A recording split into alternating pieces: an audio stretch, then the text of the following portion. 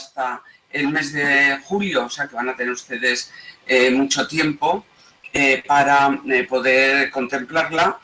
Y consta de 29 obras, no son muchas, pero todas extraordinariamente importantes. De esas 29 obras, 16 son del Museo del Prado y 13 han llegado a Madrid desde otros museos muy importantes por el mundo, como Londres, Boston, fundamentalmente también hay obras del Louvre. Realmente el contenido de la exposición está dedicada a la pintura mitológica. Pasiones mitológicas es el título, por lo que después vamos a ver juntos.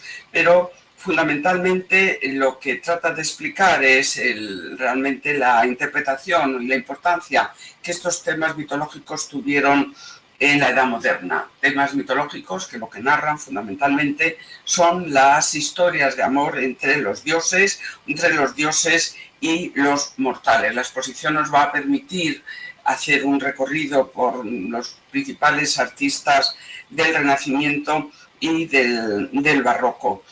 El núcleo fundamental de la exposición son las pinturas mitológicas que pertenecieron a la colección, a las poesías, llamadas las poesías, que pertenecieron a Felipe II.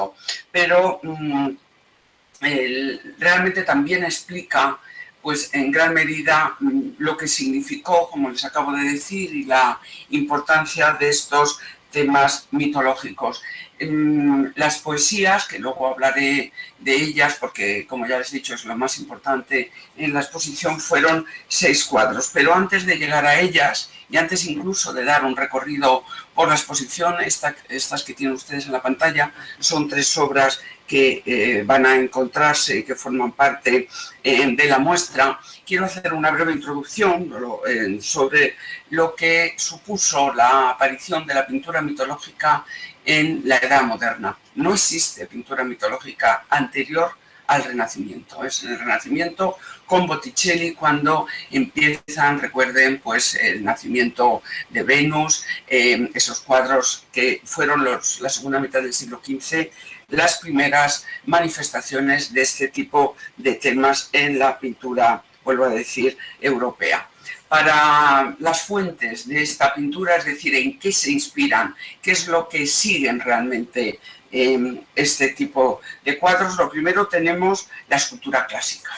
En el centro tienen una obra, las 3, en este caso las 3 obras que tienen ustedes en la pantalla son del Museo del Prado, con la que quiero hacer referencia que la fuente fundamental para representar estas historias de amores entre los mortales y los dioses o entre los dioses fue la escultura clásica. La referencia, digamos, más antigua fue el mundo de la escultura, porque recuerden que en la Edad Moderna, bueno, hasta el siglo XVIII prácticamente, no se conocían ejemplos de pintura de la antigüedad. Es verdad que luego aparecieron las pinturas de Pompeya, se pudo conocer la pintura de Pompeya, pero yo estoy hablando del siglo XVI y del XVII, que es cuando realmente se van a desarrollar ese tipo de temas. Es decir, que una de las primeras fuentes de inspiración, modelos a seguir o interpretaciones temáticas, la podemos encontrar en la antigüedad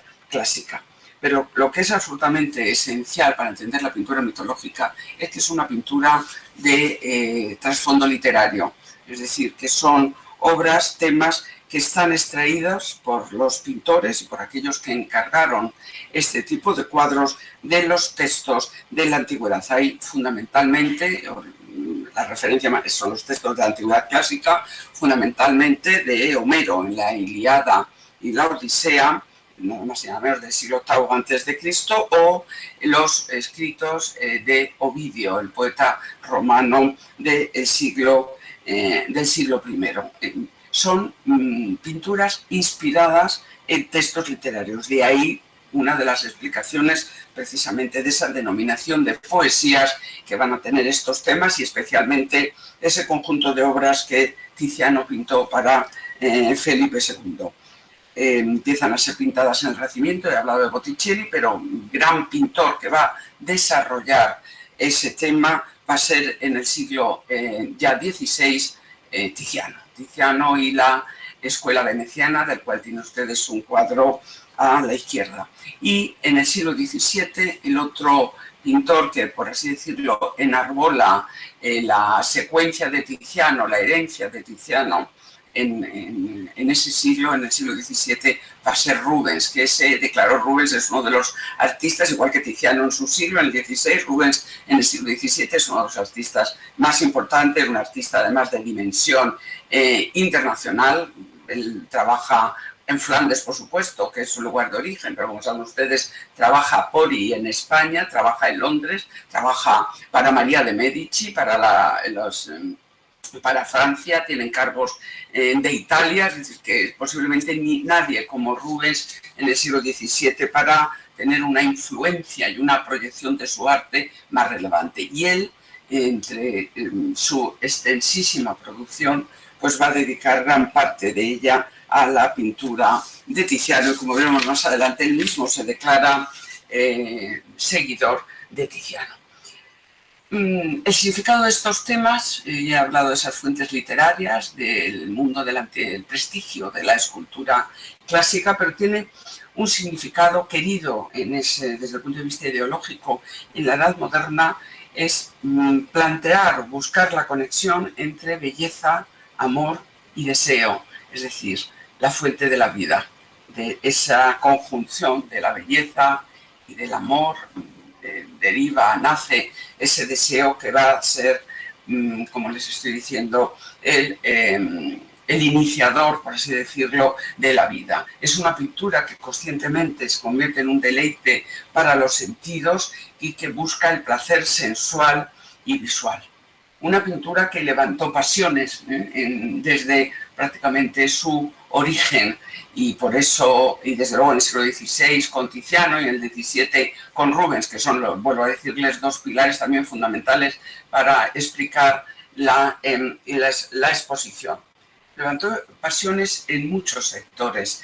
Primero entre los artistas, por algo que van a entender ustedes muy pronto.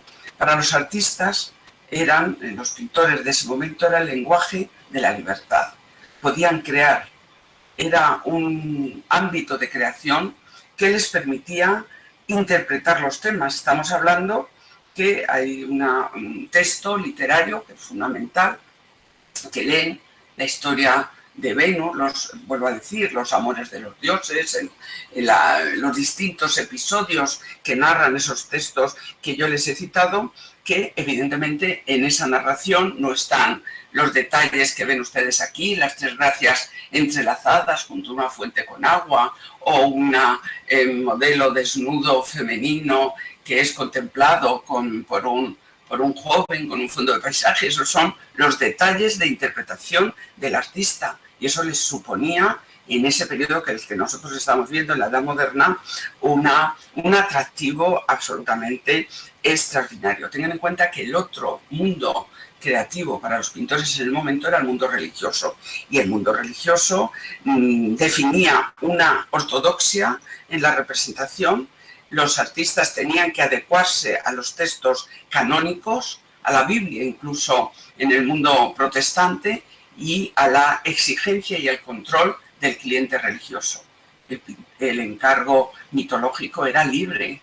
Los clientes podían, en el planteamiento de muchas de estas ideas de cuadros para palacios, para grandes salones, había un tema, vuelvo a decir, de trasfondo literario, pero el artista interpretaba. Esa capacidad, esa libertad de interpretación fue algo que no tenían que recrear exactamente un texto, tenían que enriquecerle, tenían que contarlo visualmente. Esa visualización de los poemas, de los textos, es algo que a los artistas les resultó extraordinariamente atractivo. También es un tema que levantó pasiones entre los coleccionistas. los amantes de la belleza, los que querían tener quien se dedicaba a representar este tipo de temas, pues desde luego los pintores que recibían un encargo, pero entre ellos los más importantes eran temas relativamente nuevos, extraordinarios, visualmente atractivos, y los coleccionistas claro que querían pintar estos cuadros, pero es más, los artistas como Tiziano y Rubens se sentían especialmente atraídos por la posibilidad que tenían de no pintar un rompimiento de gloria, el martirio de un santo, sobre todo desde finales del XVI, en la época de la Contrarreforma. Miren, como ejemplo de esto, por supuesto que este cuadro no está en la exposición, que es la Venus del Espejo, que saben ustedes que está en Londres. Yo, aprovechando, lógicamente, la libertad que te permite la elección de imágenes, yo voy a, digamos, a ampliar, o mejor dicho, basar muchas de mis explicaciones o comentarios precisamente en imágenes que, aunque no estén en la exposición, yo utilizo para complementar, por así decirlo, el conocimiento de la obra. Antes de pasar a la imagen de la derecha, que ahora verán por qué la he puesto, a la izquierda tienen esa Venus del Espejo, que es una obra absolutamente emblemática de Velázquez, pero como saben ustedes, única, el único desnudo, ¿no? Es verdad que alguna obra mitológica más pintó Velázquez, como por ejemplo los borrachos, pero realmente este tema de la sensualidad, de la belleza, del desnudo, es algo que Velázquez en la corte madrileña, en el mundo, en su desarrollo profesional, no tuvo apenas posibilidades de realizarlo. Y es un cuadro en el que me baso precisamente, o lo pongo como ejemplo de esa pasión que sentían los pintores por representar, por pintar, por recrear este tipo de temas. Velázquez, por lo menos una vez en su vida, un Velázquez que vivía en la corte de Madrid, en el Alcázar, rodeado de los cuadros que vamos a ver nosotros, y de hecho Velázquez tiene una presencia en la exposición, rodeado de los desnudos de Tiziano o de los de Rubens, como él, uno de los más grandes también, iba a terminar o abandonar este mundo sin haber pintado uno de los grandes temas de ese momento. Este cuadro, en cierto modo, representa muchas cosas, pero también esa pasión de los artistas por dedicar su producción a este tipo de obras. Y a la derecha, lo que tienen ustedes es una imagen del mismo cuadro que seguramente, como muchos de ustedes saben, fue atacado por una sufragista, Mary Richardson, en 1914, precisamente atacando en él a la relegación del papel de la mujer, a considerar la mujer como simplemente un objeto de placer o secundario en la sociedad, marginada en esa lucha de las sufragistas a principios del siglo. Afortunadamente, aunque el cuadro, como ven ustedes, sufrió, pues luego pudo ser restaurado, pero yo lo pongo también porque es verdad que cuando este cuadro se expone en la National Gallery atrae a los hombres por lo que tiene de sensual y de erótico y molesta a las mujeres por lo que tienen precisamente de presencia de ese cuerpo femenino. Seguramente ustedes, con motivo de la exposición, de la inauguración de esta exposición, han oído o leído algunos comentarios críticos por supuestos, digamos, o especialistas o conocedores de los temas, criticando en parte a la exposición por tratar a la mujer como un objeto, como denigrar su cuerpo, en cierto modo por mirar estos cuadros con nuestros ojos, que somos ciudadanos del siglo XXI. Yo les voy a decir ahora, también lo dijo el director del museo en la rueda de prensa, que tuvo precisamente, o sufrió, mejor dicho, una pregunta en este sentido, y él dijo, palabras a las que yo me sumo, que mirar con nuestros ojos del siglo XXI obras de hace siglos con conceptos estéticos y enfoques diferentes, tratar de juzgarlos con lo que hoy consideramos pues el mundo del feminismo, ese tipo de ideas, es absolutamente un anacronismo y un error. Nosotros no tenemos que mirar los cuadros con nuestros ojos, porque no tenemos otros, pero no con las consideraciones ideológicas, los planteamientos sociales de la actualidad, porque en ese momento no existían. En ese momento no había este tipo de consideración problemática sobre la utilización del cuerpo de la mujer o el tratamiento de este tipo de temas. Nosotros tenemos que dejar atrás consideraciones actuales a la hora de poder disfrutar de la exposición. Miren, esta es una de las salas de la exposición, no es la primera. Realmente, además de a estos planteamientos, como explica lo que fue la mitología y sus fuentes y su desarrollo temático y la relación entre esos dos grandísimos pintores que fueron Tiziano y Rubens, la exposición se ha organizado con motivo precisamente de la posibilidad de reunir los 6 cuadros, las 6 mitologías que se exponen en esta sala, que pintó Tiziano para Felipe II a partir de los años 50.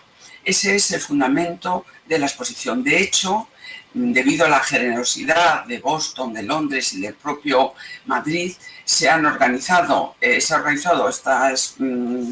una serie de exposiciones dedicadas a estos cuadros, que primero ha tenido lugar el inicio en Londres, y se han presentado los cuadros entre ellos, pero en Londres son solo las 6 poesías.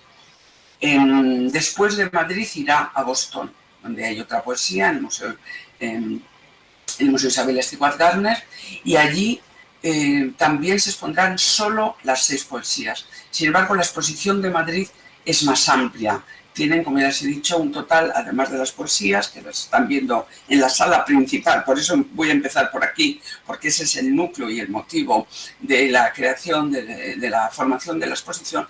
Pero en Madrid están acompañadas de otros cuadros, de más cuadros, de otros artistas.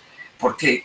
Porque lo que ha querido hacer Madrid, lo que ha querido hacer el Museo del Prado, es que veamos las obras en su contexto, es decir, en el contexto de las colecciones reales españolas. Los cuadros que hoy, desgraciadamente, de estas poesías, solamente uno de las 6 está en Madrid y está en el Museo del Prado, que es este abrazo de Venus y Adonis, que después contemplaremos. El resto de las poesías no están en Madrid, luego veremos distintas, los cuadros y las colecciones tienen su propia vida y hay regalos, hay pérdidas, hay cesiones de herencia, y eso ha dado motivo a que hoy solamente una de las poesías esté en Madrid. Pero cuando las pinta Tiziano, todas estaban en el Alcázar. Es una colección, en un conjunto de obras que pertenecían a Felipe II. Y lo que ha querido hacer el Prado es mostrarlas en su contexto, es decir, en el contexto de las colecciones reales, establecer las relaciones entre esos cuadros, en los cuadros de Tiziano, y por ejemplo la influencia que ejercieron en Rubens, que Rubens también tiene cuadros de estos temas inspirados en Tiziano, que están en las colecciones reales. Su contexto, su influencia. Ya les he dicho que Velázquez está en la exposición porque forma parte de ese contexto. Eso es lo que explica que la exposición de Madrid sea, como les acabo de decir, más rica en ejemplos, porque además de las poesías explica ese contexto y esa influencia.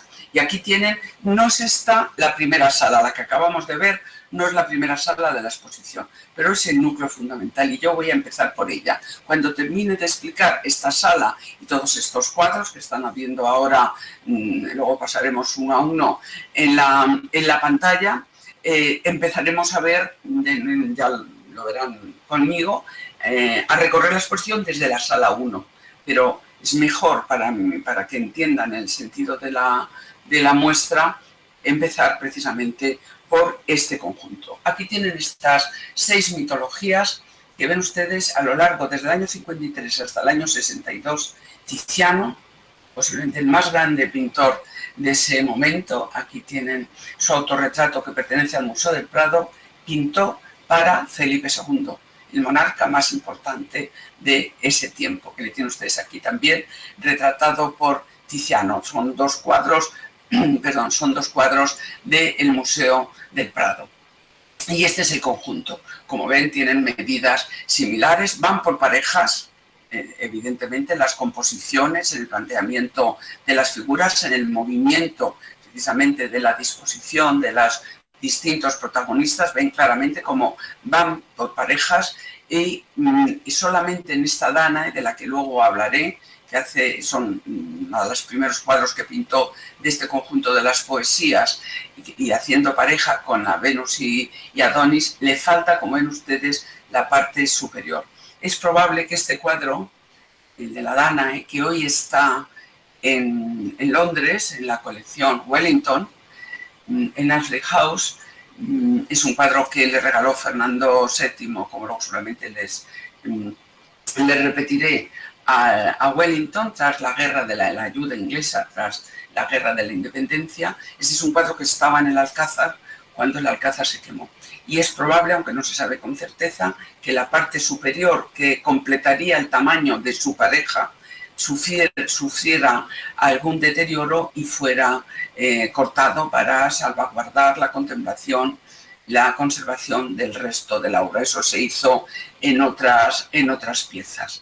Seguramente alguno de ustedes estará pensando, pero si hay una Danae en el Prado que yo creí, y yo también creí cuando estudiaba, porque además así me lo explicaron, que era la pareja, la Danae que formaba parte de este conjunto. Y hoy, en investigaciones relativamente recientes, se ha descubierto que no, que el que formaba pareja con la Venus y Adonis, que está en el Prado, esas dos primeras poesías de Tiziano, es la obra que hoy se encuentra en Londres. Pero es una historia que después veremos. Fíjense, antes he hablado de esa admiración de Rubens y lo quiero por Tiziano, y lo quiero resaltar porque, vuelvo a decirles, Tiziano no coincidieron en vida, muere en 1576, Tiziano muere en 1576 y Rubens nace en 1577, pero da lo mismo, estaba su obra, estaba el conocimiento que Rubens hizo, el estudio, pero un artista absolutamente, cuando Rubens, como vamos a ver luego, estudia a Tiziano, lo estudia cuando es joven, evidentemente, lo admira, lo analiza, pero es que Rubens está como artista consagrado en Madrid en el año 28, en 1628, está durante unos meses en Madrid, y durante esos meses él viene a tratar de un asunto político realmente, porque Rubens era miembro del Consejo de Estado de los Países Bajos, a la corte de Madrid, y durante esos meses le pide permiso a Felipe IV para copiar Tizianos, algunos de los Tizianos que había en la colección real. Un pintor absolutamente consagrado en la cima del éxito del conocimiento europeo, porque al copiarlo, él quería copiar al maestro, quería profundizar en su conocimiento, en su técnica, en cómo aplicaba los colores, en cómo distribuía las composiciones. Y les digo todo esto, un poco enriqueciendo esa relación Tiziano-Rubens que va a salir, o Rubens-Tiziano, mejor dicho, que va a salir a lo largo de la exposición, para decirles que, por ejemplo, ese autorretrato de Tiziano solamente se conservan dos, uno en Viena y este del Museo del Prado, perteneció a la colección de Rubens. Rubens tuvo una importante colección artística y parte de ella fue después adquirida a la viuda cuando él muere por el rey Felipe IV, y este es uno de los cuadros que va a formar parte también de ese conjunto que admira, que testimonia, como ya les he dicho, esa relación, esa admiración de Rubens por Tiziano.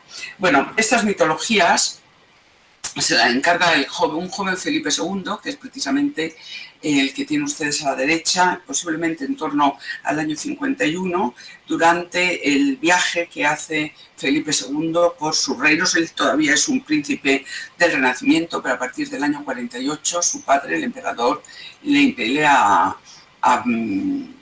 viajar por distintos territorios europeos para que precisamente los que iban a ser sus súbditos después de la desaparición o de la abdicación de Carlos I le conocieron, el llamado Felicísimo Viaje. Él se va a encontrar con Tiziano al menos en dos ocasiones, y en el año 51 se encuentra en Augsburgo, que es cuando pinta este retrato que hoy está en el Museo del Prado, y es posiblemente en ese momento en el que un príncipe del Renacimiento, porque hay muchos Felipe II, bueno, varios, pero sobre todo hay un hombre sensible, amante del arte, siempre. Una cosa es ser joven, como él es aquí, con la vida por delante, y otra cosa es ese Felipe II que a veces nos ponen con las vestidos de negro, que al fin y al cabo vestido de negro era una moda española, con el rosario entre las manos en los últimos años de su vida, en fin, con una visión bastante más amarga, ¿no? Él fue un amante de este tipo de cuadros, igual que de otros muchos placeres de la vida o disfrute de los sentidos, y le va a encargar este conjunto a Tiziano. Los dos tenían, por así decirlo, experiencia en el conocimiento de este tipo de obras de una manera muy directa. Ya les he dicho que, aprovechando la posibilidad de que me dan las imágenes, pues ilustro lo que les estoy diciendo. Por ejemplo, Tiziano, muy en primer momento, bueno, esto en los primeros momentos de su producción, en 1507 es cuando Alfonso de Este construye su camerino un camerino en el Palacio de Ferrara, de su castillo de Ferrara, que es lo que están viendo aquí. Aquí tiene una copia de un retrato también de Alfonso I de Este en Ferrara. Es el primer encargo que va a recibir unos años después, en torno al año 20, Tiziano, para decorar un pequeño estudio, un espacio privado con temas mitológicos. Lo que yo les he puesto ahora es lo que se conserva de ese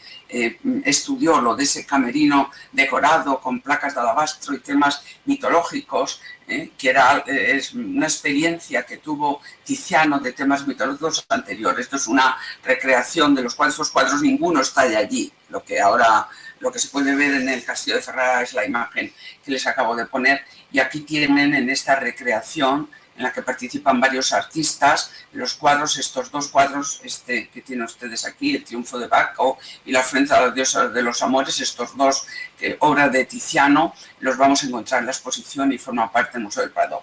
Quiero decir, lo que quiero que vean aquí es que Tiziano ya se había enfrentado a realizar este tipo de temas mitológicos para ámbitos privados, para un coleccionista exquisito, por ejemplo, Felipe II tenía en su colección obras de este tipo, posiblemente una dedicada también a los amores de los dioses, como la anterior, en la colección real en esos momentos. Hoy no están ninguno, están en Viena. Estaban estos cuadros dedicados a la representación también de los amores de los dioses, los amores de Júpiter, que es una obra de Correggio, un conjunto de Correggio, que el artista realizó para el Palacio de Mantua, que tienen ustedes en la parte superior, también un palacio, no la residencia oficial de los duques de Mantua, que tienen el retrato de Tiziano, el duque de Mantua, que está en el Museo del Prado, sino que era con jardines, en un espacio también para la comunicación con la naturaleza, para el deleite de los sentidos, donde, digamos, se podían tener, o los grandes señores tenían este tipo de obras dedicadas a su disfrute. Ese es un regalo, estos cuadros que hace al emperador precisamente el duque de Mantua, y que estuvieron hasta principios del siglo XVII también en la colección real. Es decir, que por una parte y por otra, los dos habían tenido ya acercamiento a este tipo de temas, en un conjunto que realmente vemos cómo se une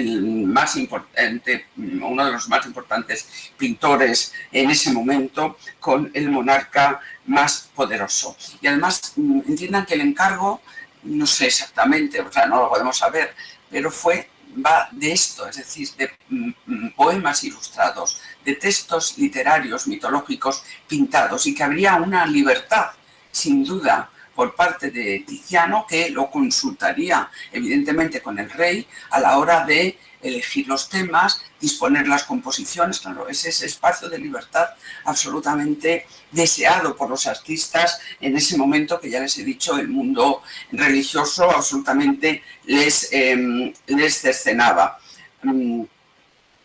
La concepción de la pintura también, y la elección de Felipe II está también muy vinculado al ambiente de la creación artística en ese momento. Estamos a mediados del siglo XVI y había, digamos, dos posturas dispares protagonizadas por dos de los más grandes artistas del momento y para la posteridad.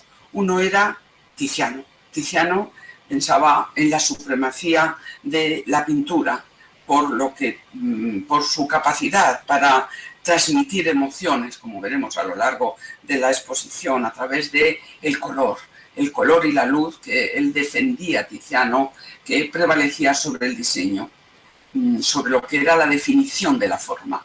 Sin embargo, en esos años también, y aquí lo que hace Felipe II es optar por una de esas disyuntivas, uno de esos caminos, está Miguel Ángel. En los años 50 está Miguel Ángel. Miguel Ángel no va a morir hasta el año 64, es mayor que Tiziano, pero no va a morir hasta el año 64. Y Miguel Ángel, a lo largo de toda su vida, en una rivalidad Miguel Ángel-Tiziano, defiende realmente la hegemonía de la escultura, porque es un arte que permitía la contemplación desde todos los puntos de vista, que la obra podía ser vista, la obra de arte, por delante, por detrás, los lados, que era una contemplación total. Por consiguiente, para él la forma, el diseño, era prioritario. Lo que está haciendo aquí también Tiziano, lo que si quieren ustedes representan estas obras es en esa pugna, ¿no?, entre los dos más grandes artistas de ese momento, la decisión del rey y también la interpretación o la defensa de sus ideales por parte de Tiziano. Este conjunto de obras y estos temas, pero el conjunto de obras ejerció una influencia extraordinaria en su momento, en el siglo XVII, que toma lo enlaza en Rubens en su propia obra, pero también a la literatura. Sabemos, por ejemplo, por testimonios que existen de la época, que este cuadro, el Venus y Adonis, por decir el único que hoy sigue, se mantiene en el Prado, y fue conocido por Rubens. Es un cuadro que Tiziano le manda a Felipe II a Londres, puesto que él en esos años estaba casado con María Tudor y residía en Londres, que Shakespeare conoció esta pintura o la descripción de esta pintura y que ejerció influencia en algunos de sus textos. Y, por ejemplo, Lope de Vega, en La viuda valenciana, dice que una imagen, una estampa, una reproducción de este cuadro sirvió a la protagonista, o mejor dicho, al protagonista, para acrecentar el deseo de su amada. Es decir, vinculando precisamente este tipo de temas a esa idea del deseo, del amor y de la vida. Es decir, que fueron obras absolutamente extraordinarias en ese sentido. El nombre de poesías se lo da Tiziano. En las cartas que hay se conservan, no todas, pero se conservan cartas entre ambos, entre el artista y el monarca, y desde luego mucho,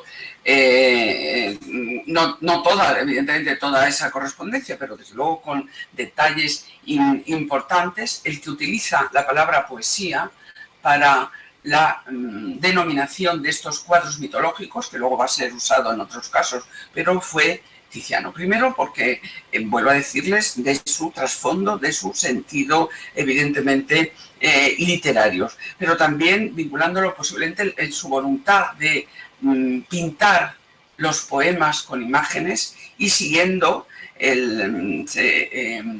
esa locución romana de Horacio, de ut pintura poesis, es decir, la poesía como la pintura, son artes de creación que se funden y que se unen.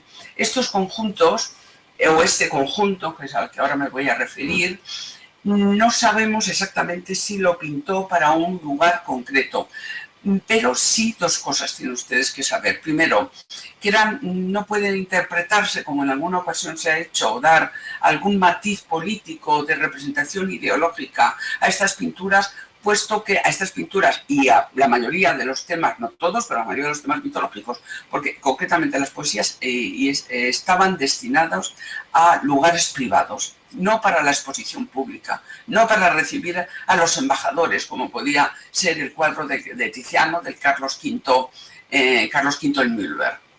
Eran espacios, digamos, reducidos, lo que sí, sin saber exactamente para dónde el espacio donde Felipe II los colocó, que ahora les voy a dar una idea, que definen o que apuntan los estudiosos de este tema, es que sí estaban destinados a estar juntos. Ven ustedes cómo forman pareja, cómo tienen una relación compositiva, incluso temática, el amor, ¿no? la crueldad, Diana, que es la protagonista de estas dos imágenes, su crueldad, sus castigos, o por ejemplo en este caso también los castigos de los dioses o las amenazas de los dioses, aquellos que no siguen sus designios, la voluntad suprema en este campo. Es decir, no fueron concebidos para su exposición pública, pero sí para exponerlos juntos. Desgraciadamente, esa idea de que estuvieran juntos solamente se mantuvo durante el reinado de Felipe II. De hecho, en los últimos años de su vida, ese Felipe II más taciturno, más agobiado por el peso de la vida, de su propia vida, de los problemas del reino en los años 90, parece que regaló la Ariadna, que es el cuadro que ven aquí, luego lo veremos con más detalle, a Pompeo Leoni, no se sabe con certeza. Y luego Felipe, este es un cuadro que regala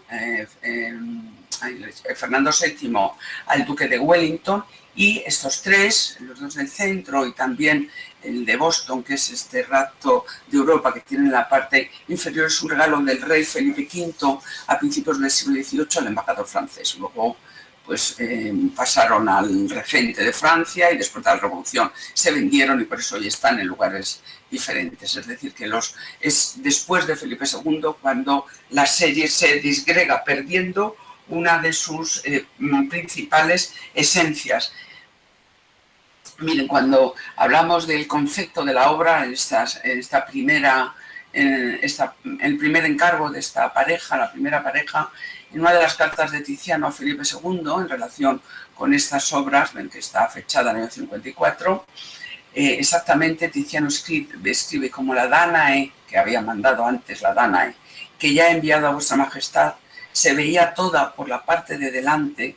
He querido en esta otra obra, en esta otra poesía, variar y hacerla mostrar la parte contraria para que resulte el camerino donde habrán de estar más agradable a la vista. Es decir, eso es un testimonio clarísimo por parte del propio artista de esa concepción visual, de esa relación con el disfrute, ¿no?, en su contemplación y el carácter sensual de las obras. Precisamente en el estudio de estas obras y de estos planteamientos, se lo digo como una curiosidad, en ese momento era más erótico, era más atractivo la contemplación de un desnudo femenino por la espalda que de frente, que eso es algo que subyace también en muchos de estos planteamientos. Pero ven ustedes aquí cómo el artista está ideando, es él el que decide una de una postura y otra de otra, para que sea más rico, más agradable para el monarca en su contemplación. Y les decía, miren, esta es una estampa en la que se ve el antiguo alcázar, el que se destruyó en uno de los laterales, el que se destruyó en 1734 en ese incendio de Navidad. En el recuadro, ven ustedes aquí esta parte baja, junto a unos jardines, había ahí unas salas donde es muy probable que estuvieran colocadas, sin que se sepa con seguridad, estuvieran colocadas las poesías de Tiziano. Generalmente eran estas series mitológicas, estaban destinadas no solamente a espacios privados, sino también a espacios de recreo, de disfrute, cerca de un jardín, cerca de la naturaleza, en un contexto, como ven ustedes, muy vinculado a lo visual, a lo sensitivo, a los olores, incluso si estaban en zonas abiertas o muy cercanas, como les acabo de decir, a los jardines. Bueno, este es el lugar donde posiblemente estuvieron esta serie que acabamos de ver, y vamos a empezar a ver, aquí las tienen, vuelvo a decir, la sala principal, hay dos anteriores y otra posterior, pero empezamos por esta, porque como ven ustedes, aquí es donde son dos los comisarios, Miguel Falomir, que es el director del Museo del Prado, pero es un gran especialista en pintura veneciana, y Alejandro Vergara, uno de los jefes de colecciones, un conservador del Museo del Prado, también un gran especialista en pintura flamenca, es decir, cada uno representando esos dos grandes focos. Y en esta sala lo que han hecho, como vamos a ver juntos, es no solamente dar espacio, colocarlas además las poesías por esas parejas, buscando precisamente explicar con su disposición, la disposición de los cuadros, el sentido del conjunto, sino también colocar otros cuadros que son Rubens, que luego veremos, aquí hay un Veronés, que forman parte de las colecciones reales precisamente para explicar también la importancia que tuvieron estos cuadros, estas obras mitológicas en la pintura de su momento, es decir, el momento de Tiziano en el siglo XVI y en el momento de Rubens en el siglo XVII. Esa es la sala principal y por eso empezamos por ahí. Ven ustedes que aquí otra vez ven las dos dedicadas a Diana y tienen una secuencia, ven ustedes, por parejas, que se aprecia perfectamente ese conjunto. Aquí tienen la primera pareja, que es Danae recibiendo la lluvia de oro y el abrazo de Venus a Adonis. Y como ya les he explicado anteriormente, aquí es en el único caso que vemos una distribución diferente de la superficie, o del tamaño, perdón, es un tamaño diferente, por ese posible deterioro en el alcázar, en fin, no lo sabemos con certeza. Este es el cuadro primero que va a pintar el propio Tiziano. Y como ven ustedes, está en la colección Wellington. Durante mucho tiempo, hasta hace apenas, no llega ni a poco más de 10 años, no se consideraba que esta era una de las poesías, sino que lo era esta otra Danae, de la que ahora hablaré, que sí formaba parte de las colecciones reales y del Museo del Prado, pero es esta, que es una, digamos, es una conclusión a la que han llegado distintos especialistas en función de la técnica. Son muchos los recursos, afortunadamente, no solo del conocimiento, que es muy importante, de aquellos que atribuyen las obras, sino también de los medios técnicos. Y esta es una obra que, desde el punto de vista, por decir, técnico, en la ejecución, en la concepción de la propia pintura de Tiziano, está absolutamente cerca del mismo planteamiento, la misma hegemonía. Ven ustedes perfectamente definidos los contornos, la técnica es más prieta, la gama cromática está mucho más vinculada, incluso la utilización de modelos y de detalles. Esta sería, por consiguiente, la primera. La primera, esta Danae. El tema está extraído de las Metamorfosis de Ovidio, que es un texto posiblemente el más utilizado en la Edad Moderna para inspirar este tipo de cuadros. En ese texto de Ovidio lo que narra es que Danae, hija de Acrisio, rey de Argos, al nacer el oráculo predijo que su descendencia robaría el trono a su padre, es decir, a Acrisio. Y para evitar esta circunstancia, lo que hizo, y que sería asesinado por su nieto, para evitar esta circunstancia, lo que hizo Acrisio es encerrar a su hija en una torre para evitar que conociera varón y por consiguiente no pudiera ser fecundada y no se produjera esa descendencia tan amenazadora para su porvenir.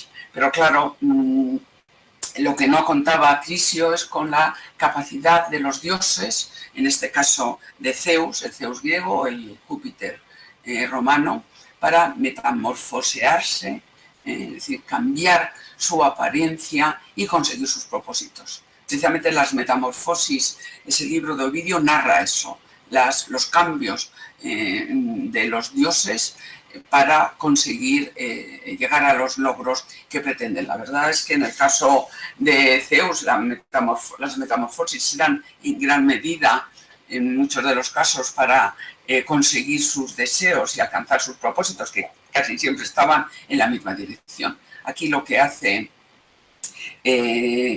Zeus es metamorfosearse, cambiarse, transmutarse en una lluvia de oro que cae sobre ella, fecundándola, y efectivamente de esa fecundación nacerá Perseo y, por supuesto, la predicción se completará. Aquí la tienen en uno de los, posiblemente de las composiciones, además muy venecianas. Luego, precisamente la exposición, como luego veremos, empieza con el tema del desnudo tumbado, que es una de las grandes creaciones temáticas en general de la pintura veneciana del siglo XVI. Aquí tienen la habilidad de Tiziano para, con suaves matices de rosas, de nacarados, de grises, modelar el desnudo, tumbado, esperando precisamente esa llegada de la lluvia de oro. Una mujer de gran belleza, modelo femenino rubia, como eran las venecianas en ese momento, porque la Celestina dice, el texto de la Celestina dice que utilizaban lexías o lejías para enrubiar, es decir, tintes, y la presencia de las joyas, la sensualidad, la riqueza de los tejidos. Fíjense cómo destaca el claro sobre claro de los fondos blancos de las sábanas. Es realmente extraordinarias. Cómo concentra la atención en apenas los dos personajes, la criada, que seguramente ayudó a la entrada en la sala de esa lluvia dorada. Aquí tienen la otra Dana, la que hoy está en el Museo del Prado, que durante mucho tiempo se consideró, y están expuestas las dos juntas, donde hasta hace poco, ya os he dicho, debido a las últimas investigaciones, se consideró que era la Danae de las poesías, pero evidentemente cuando vayan ustedes a la exposición no es el momento ni de hacerlo ahora, ni posiblemente las imágenes les den esa capacidad, pero compárenlas en lo que es el concepto de la ejecución. Esta es una técnica mucho más fluida, más propia de un Tiziano de la última época, ya cerca del avanzado, entrando en la década de los años 60, es la misma composición. También es verdad que el valor de la originalidad era, digamos, algo preciado en ese momento también, pero como los artistas utilizaban composiciones que les habían dado éxito y la podían repetir. De hecho, la primera Danae que pinta Tiziano es para el cardenal Farnesio, unos años antes de la anterior, que ahora está en Capodimonte, que hay varias Danaes, un tema, como ya les he dicho, absolutamente vinculado a esa representación de la belleza, el protagonismo del cuerpo femenino para generar no solamente esa belleza, que es el epítome de la máxima pintura, como la pintura puede alcanzar la representación de la belleza a través, quizá en el máximo ejemplo, que es el mundo del desnudo que ya era representación de la suma belleza en la antigüedad clásica, pero además vuelvo a decir que es también la vinculación con ese mundo de sensualidad, de deseo y de fuente de vida del que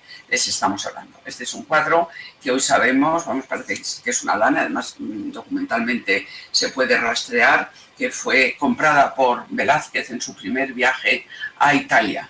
Cuando Velázquez viaja a Italia en las dos ocasiones, compra obras de arte para las residencias reales, para el monarca. Este es un cuadro que al parecer compra en el mismo tema para las colecciones de Felipe IV en ese viaje del año 29, del 29 al 31.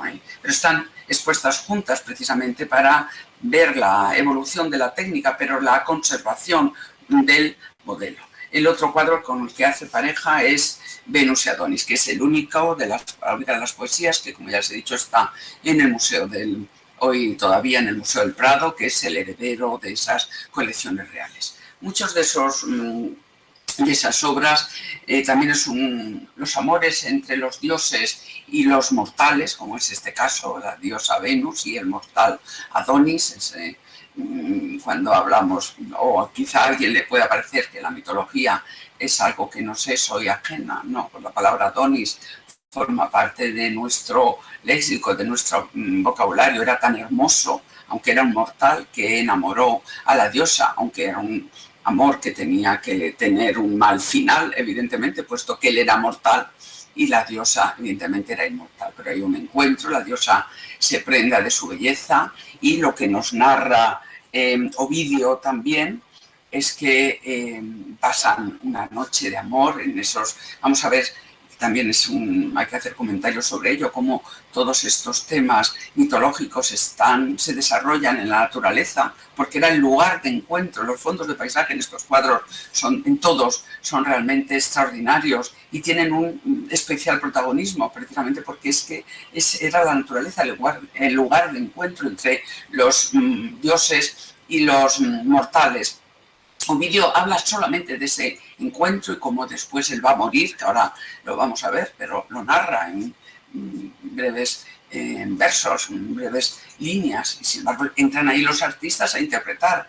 Nunca escribió Ovidio y cuando él quiere marchar a la caza, Venus, temerosa por su futuro, por perderle, por el futuro del mortal, de su amado mortal, trata de agarrarle, de evitar que siga su camino. Pero ven ustedes aquí como el amor de él en ese momento está dormido, porque no atiende a este abrazo de la diosa. Eso no lo cuenta Ovidio, eso lo interpreta, lo narra visualmente. Esa es la esencia de este tipo, no solamente de este cuadro, sino de todos los cuadros, que ya lo estoy diciendo desde el principio. Esta es una obra que tuvo un extraordinario éxito también en su tiempo, pero, por ejemplo, el embajador en Venecia, don Francisco de Vargas, al hablar de este cuadro, seguramente habrá otros testimonios, pero dice que era una obra de una gran calidad o maravillosa, pero que es muy lasciva, que era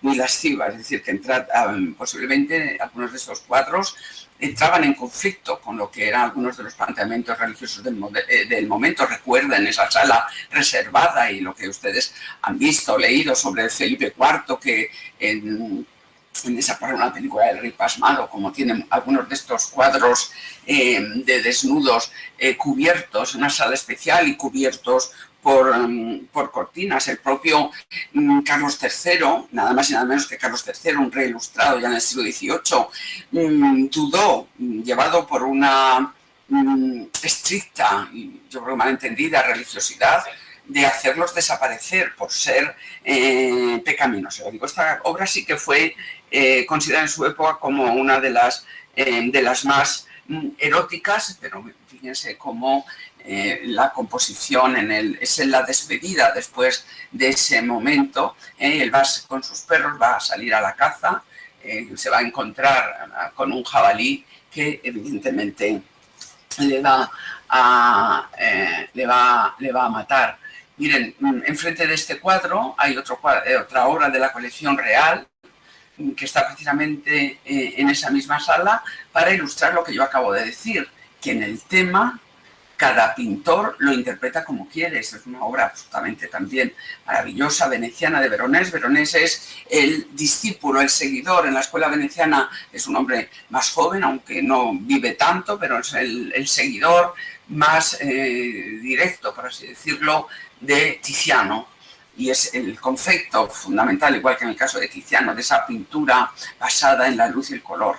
Es igual, este es el encuentro entre Venus y Adonis. En este caso, después de esa noche de amor, él está todavía dormido y ella vela su sueño, advirtiendo, como ven ustedes, a Cupido que detenga a los perros para que no le despierten y no se separe de ella, que es el momento que ha elegido en el Tiziano en la obra anterior. Ven ustedes el esplendor del paisaje, el carácter, la riqueza de los colores, por ejemplo también la suntuosidad de los tejidos, algo muy veneciano, el mismo modelo femenino, algo precioso cuando vean el cuadro en las salas, como la luz penetra a través de las ramas y da en su cabello rubio, en su cabeza, en un lateral, volviéndolo más dorado.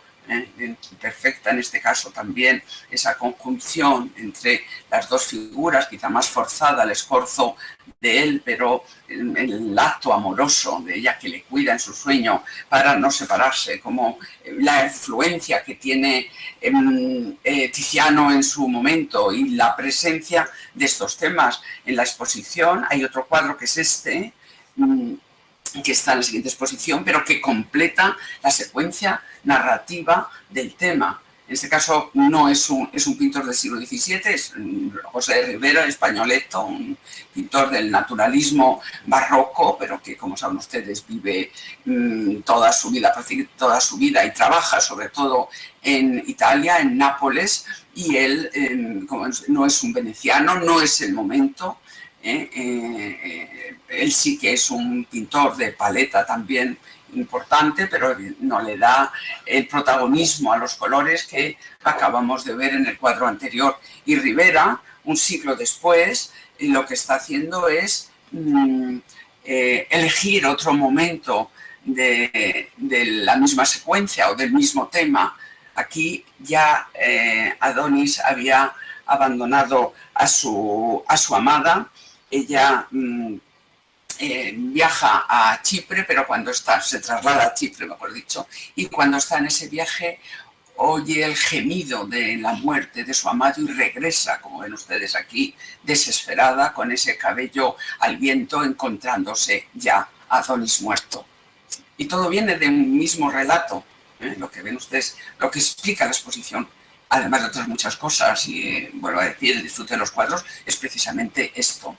Es verdad que Rivera es un pintor de naturalismo, como del barroco, y le interesa mucho la expresión de los sentimientos. Ven ustedes la llegada realmente veloz y agitada, con el cabello al viento, desesperada de ella, y que se va, y ante lo que se encuentra, que es el cuerpo, vuelvo a decir, muerto de su amada. Aquí, de su amado, perdón. Aquí tienen, ven, por así decirlo, la secuencia completa, la ilustración del tema. Las otras dos poesías están dedicadas, como ya les he dicho antes, a Diana. La diosa Diana, que la tienen ustedes aquí identificada con esta media luna sobre su cabello. Era una diosa que, con todas las ninfas que formaban parte, digamos, de su séquito, que estaban protegidas por ella, estaban consagradas a la castidad. Y lo que estamos viendo en esta siguiente pareja de las poesías es precisamente cómo la dureza de Diana ante todos aquellos que violan sus normas o que alteran sus leyes. En este cuadro está representando la historia de Diana y Acteón. En este caso también es un tema extraído de las Metamorfosis de Ovidio, aunque Eurípides también lo cita. Es la historia de Acteón, que llevado por sus perros, cuando sale de caza, llega al recinto, por así decirlo, privado, sorprende a Diana y sus ninfas desnudas, bañándose, por decir, en lo que era su ámbito privado, y aquí como expresa la sorpresa del cazador de Acteón y el desagrado de la propia diosa, y también la sorpresa del resto de las ninfas. Aquí hay un estudio extraordinario por parte de Tiziano de la escultura clásica y también de la composición. Es una escena con un mayor número de personajes, con una mayor capacidad, capacidad, desarrollo creativo, la disposición del movimiento, de las figuras, de las expresiones. Fíjense cómo están desnudas porque van a bañarse, y aquí hay un riachuelo con una fuente donde van a efectuar esas ablaciones, y ven cómo refleja, es precioso verlo en el cuadro, cómo refleja los cuerpos y distintas partes de la naturaleza. Diana, ofendida ante esa presencia de Acteón, le metamorfosea, es decir, le cambia, le transforma en ciervo dentro de su, y va a terminar, puesto que iba rodeado, iba de cacería de sus perros para la caza, va a terminar precisamente devorado por sus propios perros. Aquí tienen en la parte superior este cráneo de ciervo que hace alusión precisamente a la secuencia de esta historia. Esta es la que hace pareja, que ven también más numerosos personajes, también el estudio en distintas posiciones de los desnudos. En este caso ven a Diana, que en el momento que las ninfas se van a bañar, comprueba que una de ellas, Calisto, que es la que tienen ustedes aquí, que está medio protegida por alguna de sus compañeras, está embarazada, está preñada, porque ha sido violada, raptada antes por Júpiter, y que es lo que ha dado lugar a su estado. Pero ella, dura ante esta situación, sin atender a las razones ni a las solicitudes de sus compañeras o de las compañeras de Calisto, la castiga. Ven ustedes aquí este brazo extendido con el dedo, digo porque luego lo vamos a encontrar más adelante, en señal punitiva, castigándola, y la castiga expulsándola de su entorno, de su grupo de ninfas, de sus protegidas, de su corte, por así decirlo. Para desgracia de Calisto, un ser, como ven ustedes aquí, lloroso, desgraciado, cuando sale de la protección de Diana, va a ser castigada por Juno, que es la esposa de Júpiter.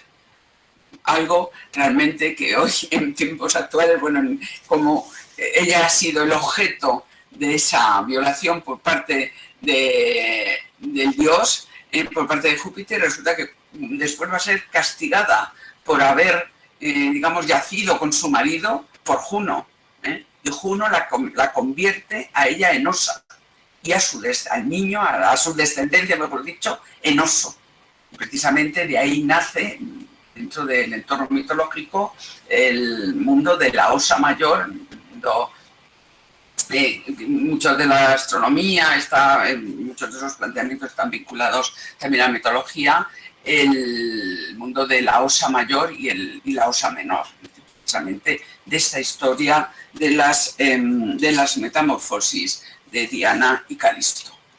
Ven ustedes cómo, justo en la pared de enfrente, van a ver cómo Rubens interpreta el tema, sigue al tema.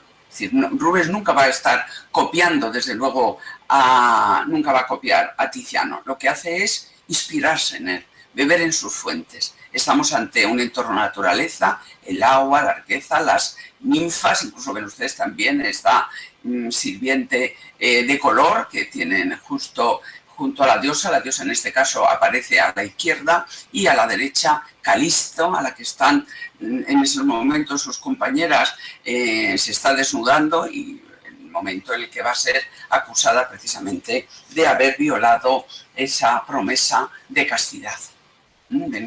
Es el mismo sentido en ambos artistas, digamos, la presencia exuberante de la naturaleza, el movimiento expresivo de las figuras, el estudio variado de las distintas posturas con ese trasfondo de la escultura clásica en los modelos. Rubens parte de Tiziano, se inspira en Tiziano, pero él crea su propia interpretación del tema a partir de esas enseñanzas, y eso es lo que explica también. Y en las dos últimas, la Ariadna, que tienen ustedes aquí, y el rapto de Europa. La Ariadna, la Perseo y Andrómeda, he dicho Ariadna, Perseo y Andrómeda, narra el tema en el que Andrómeda es la hija de la reina de Etiopía, Casiopea, y su reino ha sido castigado por Poseidón, por su altivez, mandando un monstruo para destruir las costas de ese territorio. Y la única manera de aplacar al monstruo es precisamente ofreciéndole en sacrificio una joven, que en este caso es la propia Andrómeda, la hija de la reina Casiopea, que aparece aquí atada a unas rocas a la orilla del mar, esperando su sacrificio, digamos, en las fauces del monstruo. Pero en esos momentos pasa por ahí volando Perseo, que es el hijo de Dánae, y la va a liberar, y entre ellos nacerá el amor. Esa es, en este caso, lo que hace Tiziano, al contrario de lo que acabamos de ver, es centrar la atención de la composición en un desnudo, en una única figura, es decir, de una concepción monumental, es decir, que ocupa prácticamente toda la superficie, parte de la superficie del cuadro, dando gran importancia a ese fondo marino con la presencia del monstruo, lo que le permite una fantasía, porque lo que yo les he contado, los textos clásicos hablan de ese castigo, y como cuando Andrómeda está esperando, digamos, su sacrificio llega Perseo, aquí ven ustedes un escorzo un tanto violento con su escudo, para defender a la joven de la que se ha enamorado. Esta es Perseo llega, aquí no lo ha pintado, en su caballo alado,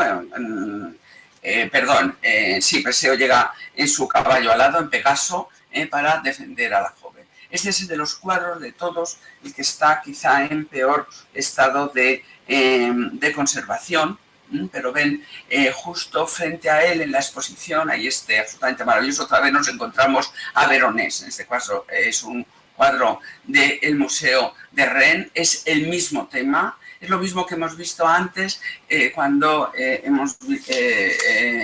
he comentado el abrazo entre Venus y Adonis. Aquí tienen, es el mismo tema, el caso es que Veronés sigue a Tiziano, se inspira en él, pero él, digamos, lo pinta también, es un cuadro mucho mejor conservado, donde ven ustedes la suntuosidad del color, la claridad, incluso la disposición de los personajes, en el caso sobre todo de Perseo, está mejor lograda en su lucha, en su enfrentamiento para salvar a la princesa atada a la roca de la costa. Incluso la definición del monstruo, una especie de dragón, en este caso se ve con más claridad y al fondo pues un perfil de ciudad del siglo XVI y sobre todo lo que es el concepto de la pintura veneciana con esa luminosidad, con la riqueza de los colores realmente extraordinarias.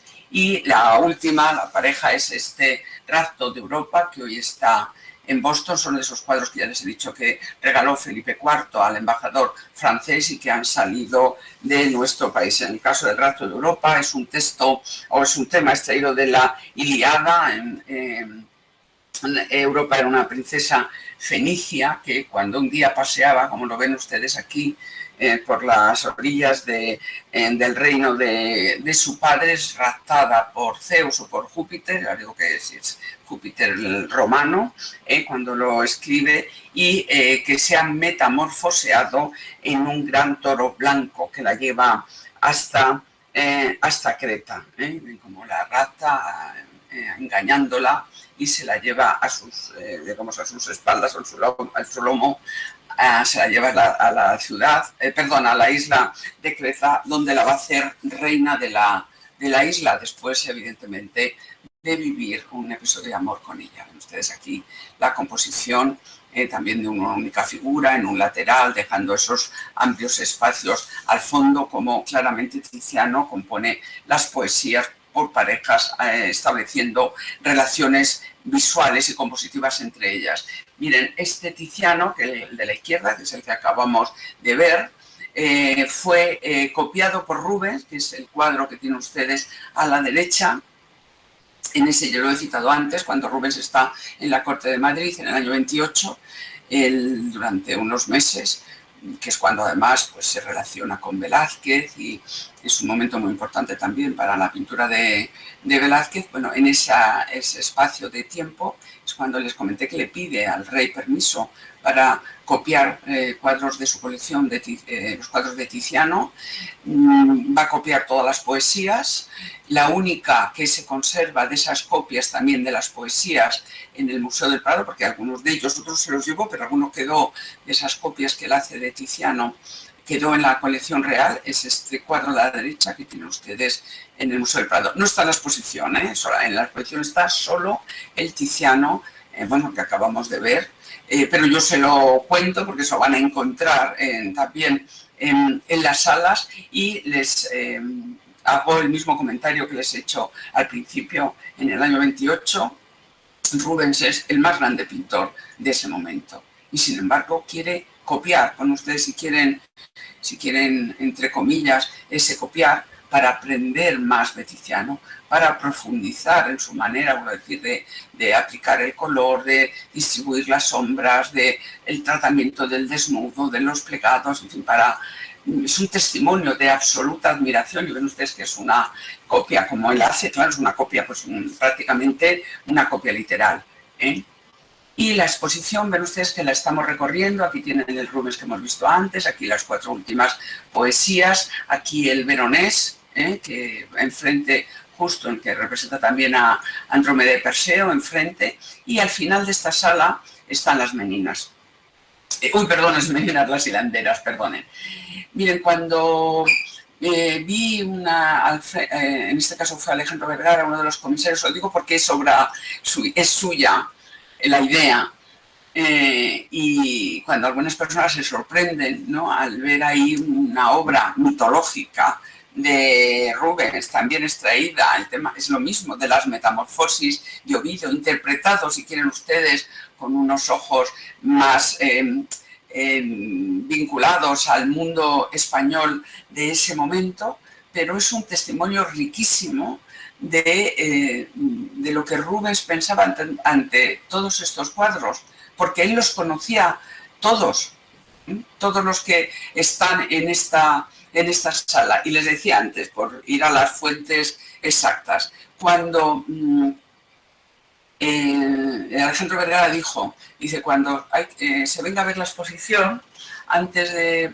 mirar detenidamente con los ojos de las poesías y de lo que estamos ahora analizando, el cuadro de Velázquez, hay que ponerse delante de él y de espaldas a él y mirar el resto de la sala, porque eso es lo que miraba Velázquez todos los días.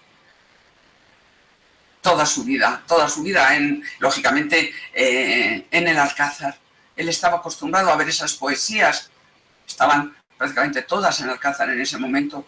Por supuesto, había conocido y había compartido conversaciones con Rubens y conocía su obra de sobra. Y Alejandro Vergara me parece una idea genial, la verdad, dice, pónganse, antes de enfrentarse a las hilanderas, voy a decir los meninas otra vez, a las hilanderas en este contexto, y miren el resto de la sala. Porque eso es la mirada de Velázquez cuando él pinta este cuadro. Y aquí le tienen. Como saben, que ahora los pone el Prado, generalmente las hilanderas tiene una parte lateral y la parte superior, que es un añadido del siglo XVIII, que bueno, a eso no me voy a extender ahora, no se sabe exactamente si es por completar el cuadro, por un deterioro en Alcázar, pero lo que están viendo ustedes ahora es la obra de Velázquez. Esas hilanderas que en el siglo XIX, cuando con la apertura del museo y realmente el descubrimiento de Velázquez en esos momentos, los primeros estudios, incluso algunos comentarios, quizá no demasiado rigurosos, hablaron del trabajo femenino, de la sencillez de un taller de hilados en el Madrid del siglo XVII. Y miren, eso es lo mismo que les he dicho al principio. No se pueden mirar con nuestros ojos cuadros pintados en el siglo XVII. Un taller de hilados, simplemente eso, y esta imagen, otra vez con la mano, ven ustedes, extendida, señalando a esta figura, ahora seguro que lo saben, pero vamos, les explicaré, en actitud de castigo, ese violonchelo que hay aquí, eso no tiene sentido. Y una de las cualidades fundamentales del barroco en general es hacer alusión a contenidos más profundos a partir de apariencias realistas o inmediatas. La lectura del barroco es buscar aquí, o la lectura de la edad moderna, pero luego de ese momento, es cuál es su auténtico significado. Una cosa es la apariencia y otra cosa el significado. Y realmente no fue hasta mediados del siglo XX cuando, aunque ya había habido alguna voz, se descubrió, primero se apuntó la posibilidad que esto era un tema mitológico, el mito de Aracne, un tema también de las metamorfosis de Ovidio, pero después se constató documentalmente, porque esto es un cuadro que pinta Velázquez para don Pedro de Arce y luego pasa a las colecciones reales, y en esa documentación se ha encontrado el cuadro llamado, como debe llamarse, la fábula de Aracne. Es verdad, aquí me enrollo un poquito, pero bueno, por completar, que hoy yo misma y todos ustedes llaman las hilanderas, y en los libros. ¿Por qué? Porque cuando les he dicho que el museo se abre en el siglo XIX y aparecen este cuadro y otros en las salas, iba a decir, el mundo popular, no eran muchas las gentes que en el XIX o incluso principios del XX iban al museo, pero bueno, cuando se empieza a contemplar este cuadro sin haberlo estudiado, dice, mira, unas hilanderas. Las hilanderas, igual que los borrachos tampoco se llaman nunca los borrachos, pero al descubrir realmente el tema, se ha mantenido, y saber que esto es vuelvo a decir, es la representación de la fábula de Aracne. Llevaba más de un siglo el cuadro llamándose también Las hilanderas, y así se ha dejado, vamos, tanto por el museo como sus publicaciones, como por cualquiera de nosotros. ¿Qué es lo que está representando? Miren, Aracne era una joven osada, mortal, claro, pero una grana muy habilidosa con el tejido, que incluso llegó a tejer, a dedicar una de sus obras a una de las aventuras del padre de la diosa de Palas Atenea, que acabamos de ver. ¿Recuerdan? Aquí lo tienen, el rapto de Europa. Ofendió a la diosa, dedicando, poniendo en manifiesto ese tema, y además incluso aceptando un reto con ella, a ver cuál de las dos, la diosa, que tienen diosa Palas Atenea aquí a la izquierda, o la joven a la derecha, la joven Aracne, que la tiene a la izquierda, y la joven Aracne a la derecha, en un reto de cuál de las dos sea más habilidosa y más rápida. Se pueden ustedes imaginar que ese es el reto, lo que vemos en primer plano, que la Teofadora es la diosa, que la vemos aquí ya revestida, como aparece habitualmente, con su casco, y castigando a la joven, que es lo que está haciendo, igual que con el brazo, igual que hemos visto antes a Diana, a la joven Aracne, y convirtiéndola en araña y castigándola a tejer toda su vida. Ese es el tema que nos está representando aquí Velázquez. Velázquez con él da un testimonio de admiración hacia Tiziano, invocando el nombre de Tiziano, haciendo una composición de esta enjundia, haciendo además un alarde extraordinario de cómo su pintura es luz y color. Por esto este cuadro está aquí. Él se declara perteneciente a la genealogía de Tiziano y Rubens. Es decir, yo estoy en esta, forma parte de esta familia artística, esta línea artística. Él dice, digamos, con esta obra, cuál es su adscripción artística, estética y creadora. Eso es lo que... y luego está, evidentemente, la propia interpretación del tema, un tema vinculado más al ámbito español, donde el rigor del desnudo, incluso el dominio, eran muy pocos los artistas españoles que pudieran dominar. Velázquez sí, porque tenía una formación intelectual absolutamente suficiente. Aquí es donde ven ustedes ese enlace, y sobre todo estamos en el ámbito de la colección real. Esa es lo que acabamos de ver ahora, es la exposición, la sala principal más importante, el mayor número incluso de obras de la exposición. Pero vamos a empezar ahora por el principio. Y el principio es esta sala, está dedicada al desnudo tumbado. Ven ustedes aquí dos de los ejemplos. Miren, hasta el arte contemporáneo, en Occidente, claro, lógicamente estoy hablando de Occidente siempre, el cuerpo humano es la principal protagonista de la belleza, de esa búsqueda del ideal. El cuerpo humano va a ser el objeto vuelvo a decir, hegemónico en gran parte de la pintura de la Edad Moderna. Pero el desnudo tumbado es una creación de la escuela veneciana. No existen los temas, vuelvo a decir, relacionados con Venus, porque no estoy hablando solamente de Venus. Estoy hablando, es verdad que Venus es la primera protagonista en esta escuela, en la escuela veneciana, que es la primera que va a utilizar de esta manera el desnudo, y eso no está en ninguna fuente anterior, es una creación. Hay desnudos, claro que sí, ya lo he dicho, pero es una creación absolutamente veneciana, que permite, como ven ustedes en este cuadro, que forma parte también de las colecciones del museo, que fue una de las obras también pertenecientes a la colección real, es ese enriquecimiento que hacen los pintores de los textos literarios. La belleza, la persuasión visual, la sensualidad y su unión con el amor.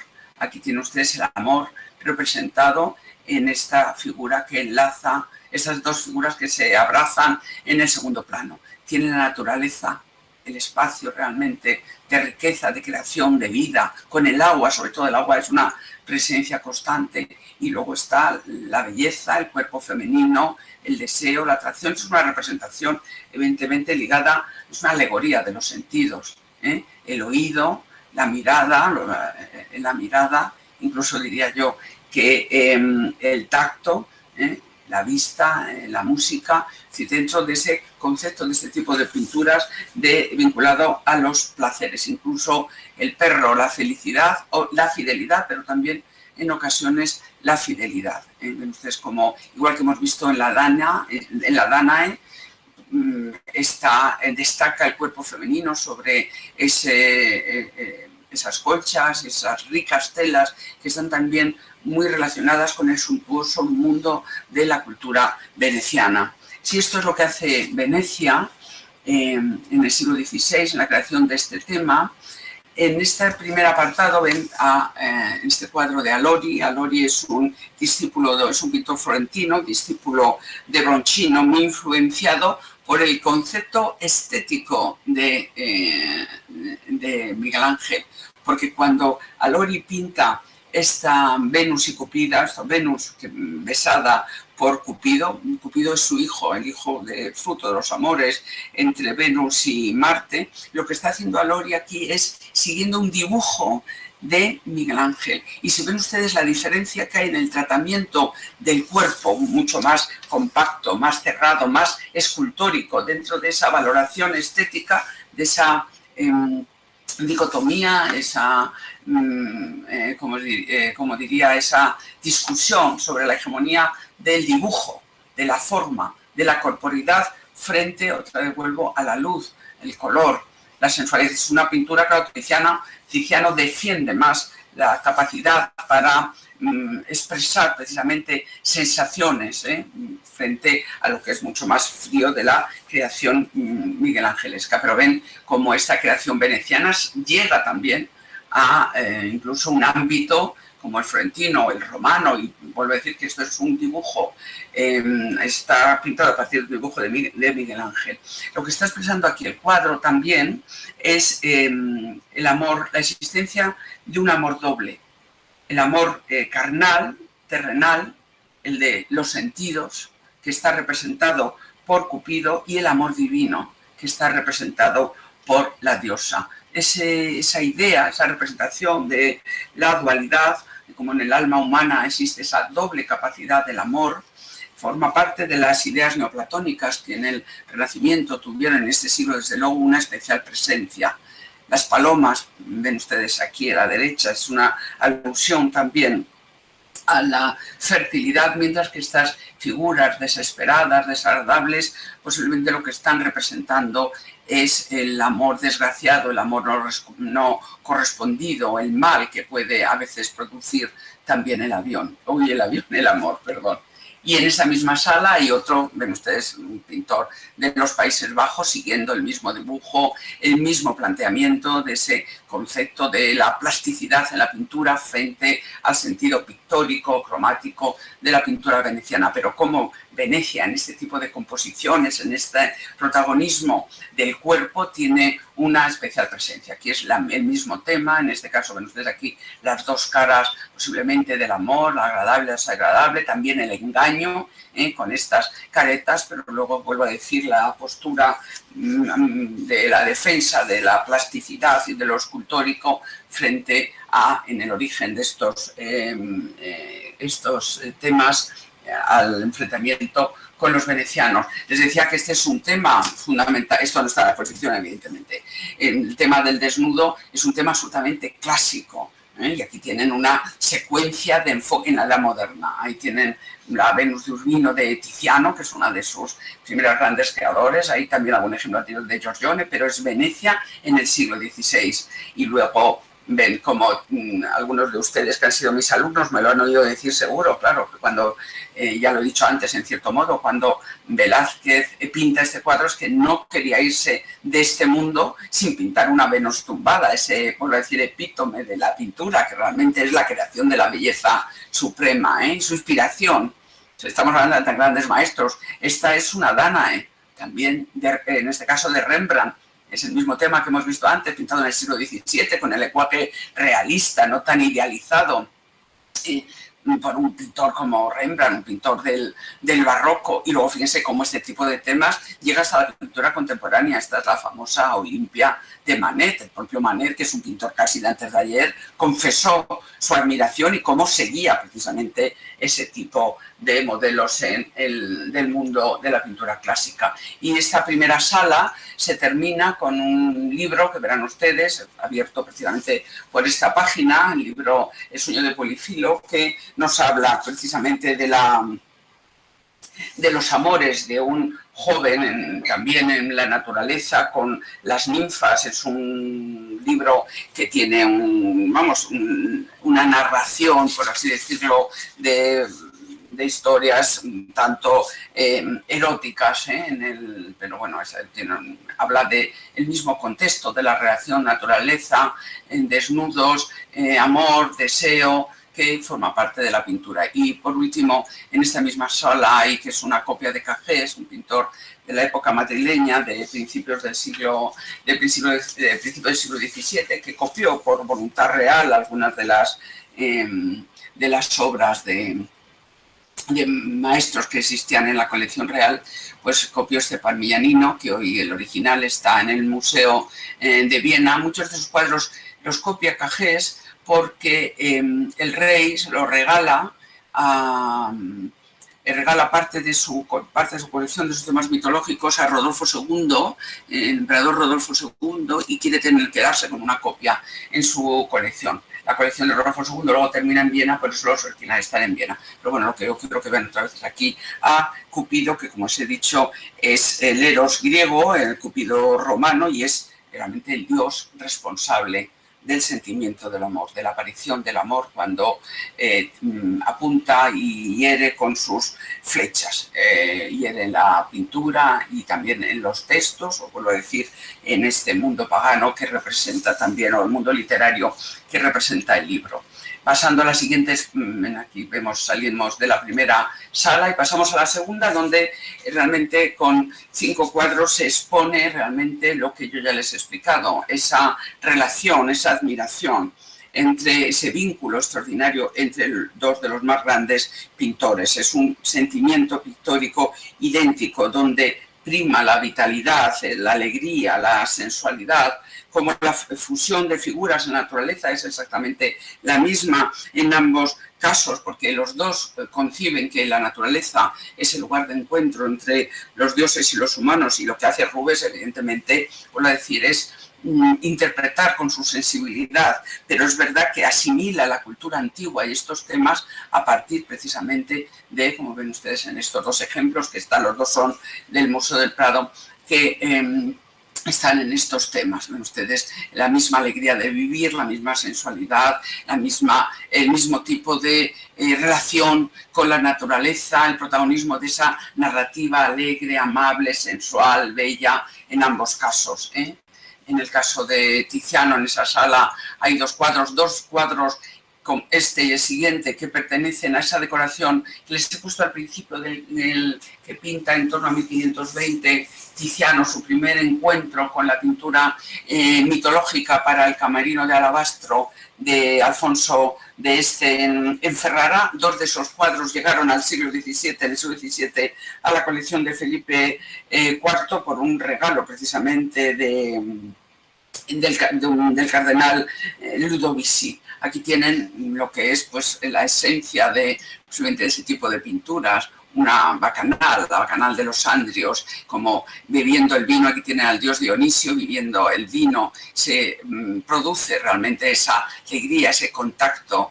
entre las figuras. Miren cómo coloca aquí otro desnudo, tumbado en primer término, y cómo la danza.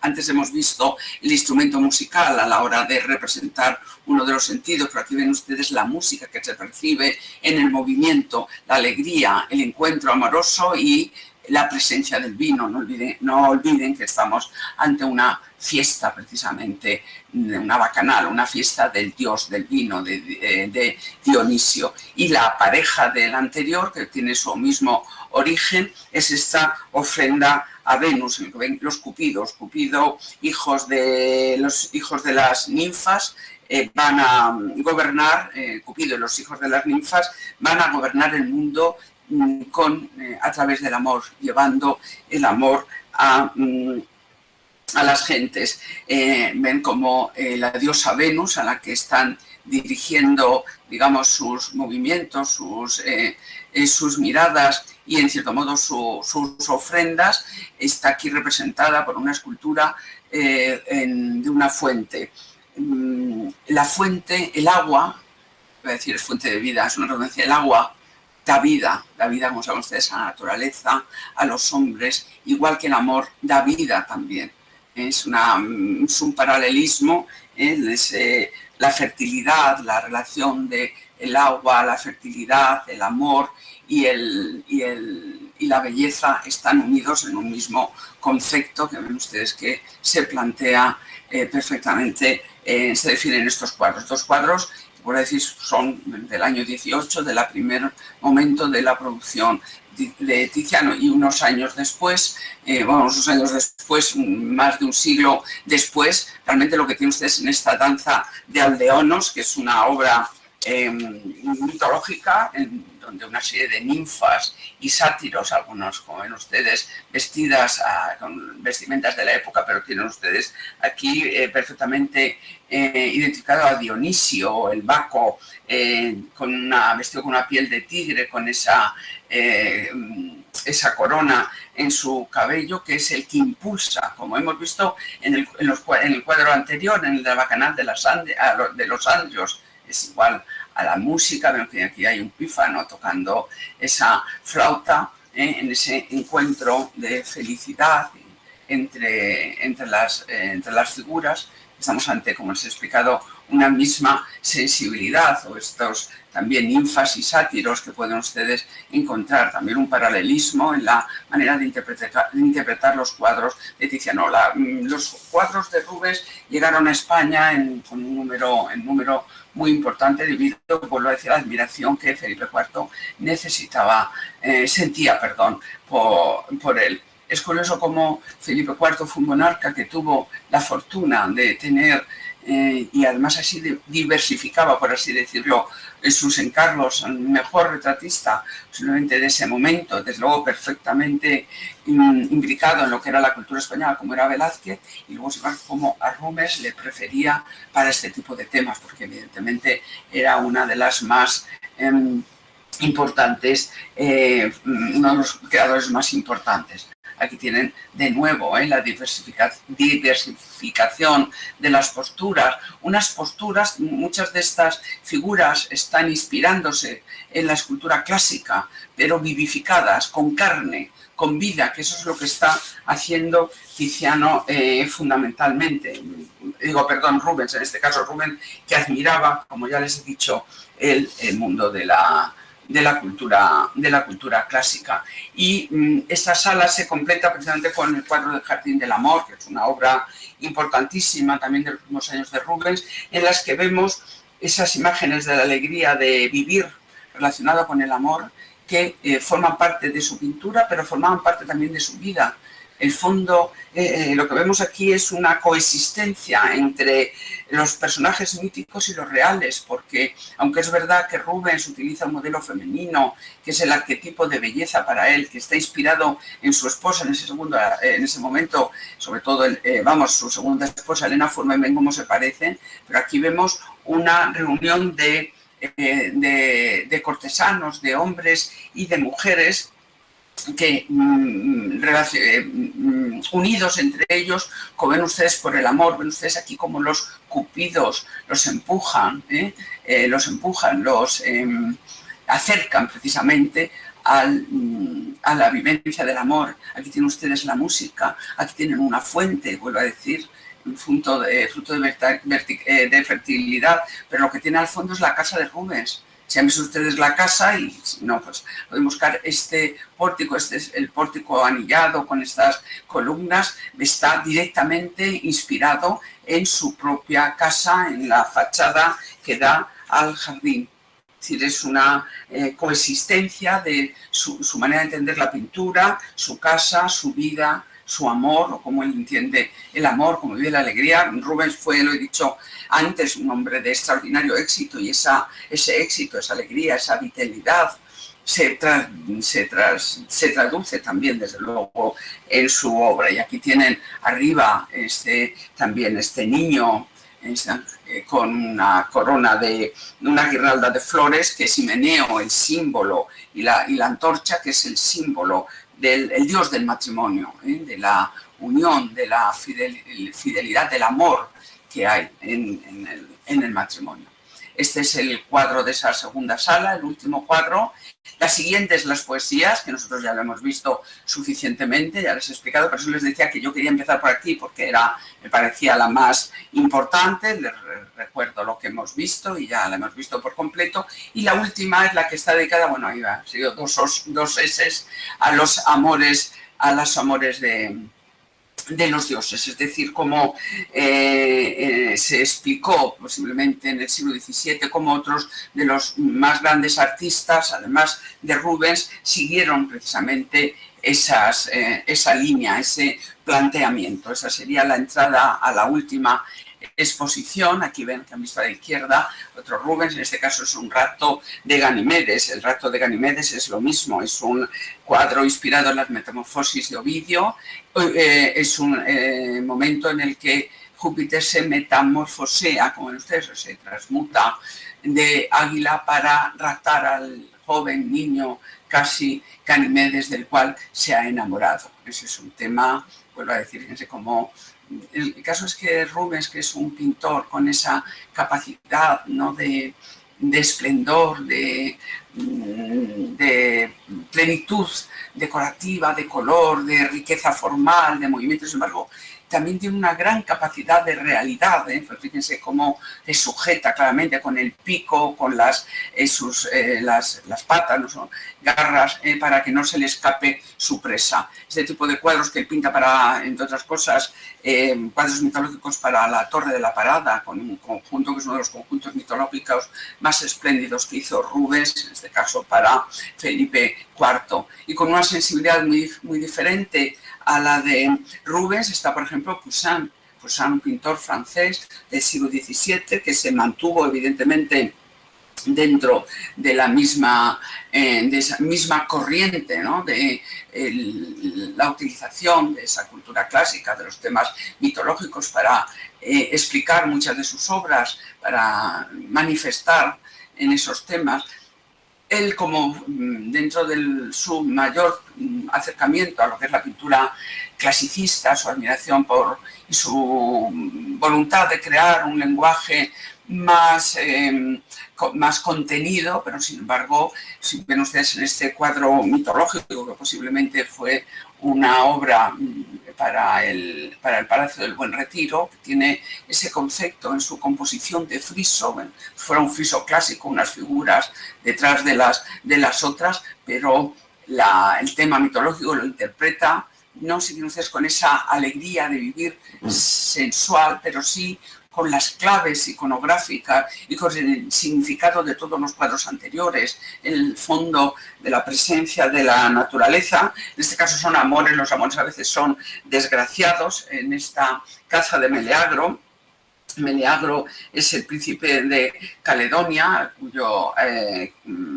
reino al que la diosa Diana, que la tienen ustedes aquí en esta escultura, os he dicho que bastante castigadora, había finalmente castigado con un jabalí, mandando un jabalí, el jabalí de Caledonia, para arruinar los campos porque habían desatendido en el reino los sacrificios para matar al jabalí. El príncipe Meleagro convoca, digamos, a un grupo de caballeros, un grupo para defender el reino, y en ese grupo de caballeros aparece una mujer, en este caso Atalanta, la que ven ustedes aquí, en el momento, Meleagro es este personaje leído en las cartelas, en el texto, es un muy bonito catálogo que se muestra. Meleagro está nervioso ante la belleza de Atalanta y esos nervios los muestra fundamentalmente también su caballo en esa cacería de todos los grandes nobles del reino. Aparece con el protagonismo que le da el color a esta mujer. Ella será la que dará el primer golpe de gracia, por así decirlo, para derrotar al jabalí. Evidentemente llamará la atención por ese motivo, pero también por su belleza al príncipe, que se enamorará de ella.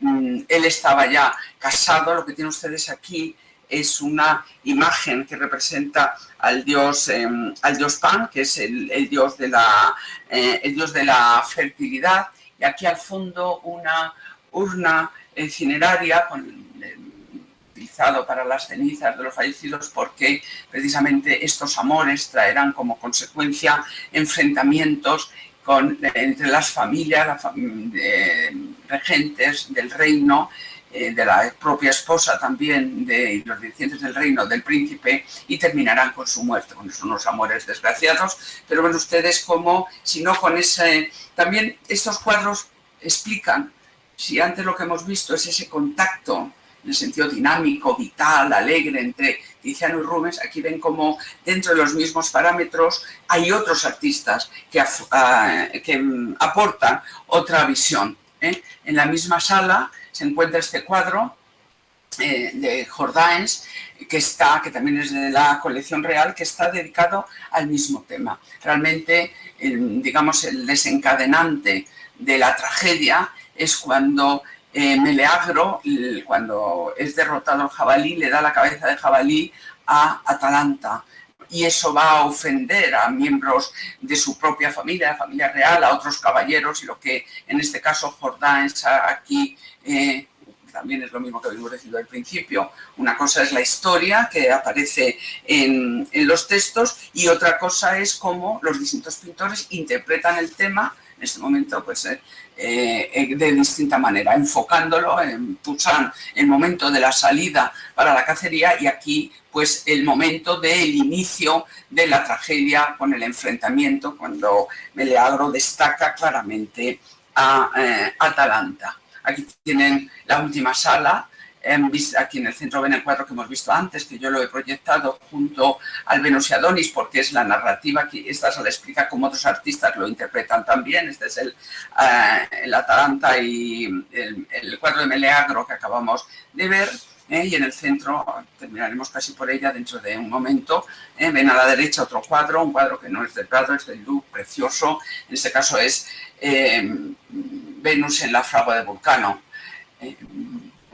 Concebido con ese del Louvre, concebido con ese concepto elegante de un pintor flamenco también como Rubens, con esa realmente proyección formal, una gran monumentalidad, el movimiento también en las figuras, la plenitud, pero con un sentido algo más contenido y sobre todo extraordinariamente elegante, ¿no? En la disposición de los colores, sobre todo la composición, como fue Antonio Van Dyck. Van Dyck es el segundo, Anton Van Dyck, iba a decir el segundo, pues no me parece justo, el gran pintor de Europa en ese momento, Rubens.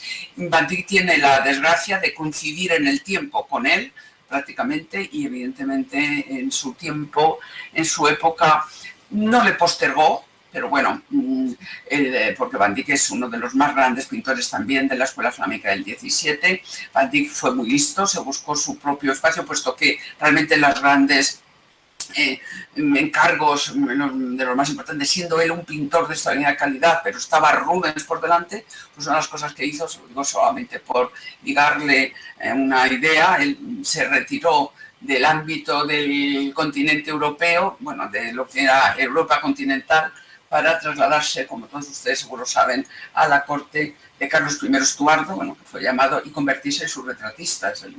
Posiblemente él ejerció una influencia extraordinaria en todo el retrato de su tiempo y de luego el retrato posterior, siendo retratista. Pero bueno, lo que tienen ustedes aquí es una obra mitológica, vuelvo a decir, con esa capacidad también creativa y el dominio técnico y la elegancia y la contención y el realismo también propio del siglo XVII que caracteriza la obra de Van Dyck. Y es un cuadro que ilustra también dentro de esta última sala de la interpretación de los amores por los dioses, porque ustedes pueden, lo que yo les he dicho al principio, cada pintor elige la secuencia que quiere. Ustedes saliendo de la exposición se van a ver en las salas de Velázquez y se encuentran allí también la fragua de Vulcano, que es la misma historia. Pero la fragua de Vulcano Velázquez representa el momento en el que Apolo le dice a Vulcano que su mujer Venus le está engañando con su amante, que es Marte, para el cual le está haciendo Vulcano una armadura.